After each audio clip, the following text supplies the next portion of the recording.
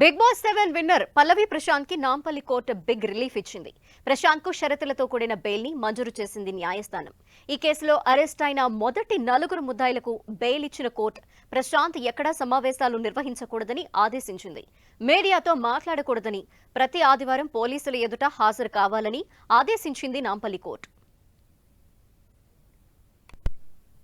ఒక రైతు కుటుంబం నుండి వచ్చిన బిడ్డకు న్యాయం జరిగిందని భావిస్తున్నాం.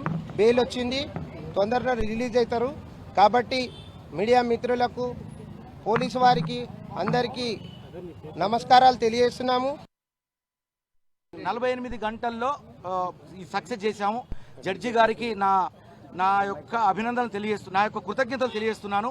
అండ్ తర్వాత పల్లవి ప్రశాంత్ అభిమానులకి, మా బిగ్ బాస్ అభిమానులందరికీ కూడా మేము చేతులెత్తి నమస్కరిస్తూ, ఈ సందర్భంగా పల్లవి ప్రశాంత్ అన్నకు తమ్ముడికి బెయిల్ మంజూరు అయింది. ఈ సందర్భంగా త్వరలో ఇప్పుడు విడుదల అవుతాడు. కాబట్టి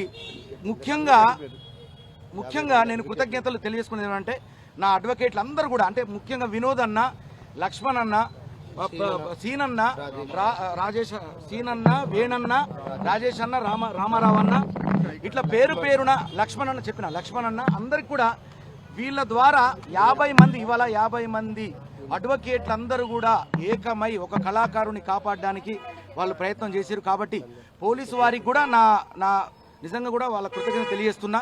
పోలీసు వాళ్ళ చట్టపరంగా కూడా మేము ఖచ్చితంగా అన్ని రకాలుగా వాళ్ళకి మేము సహకరిస్తాం.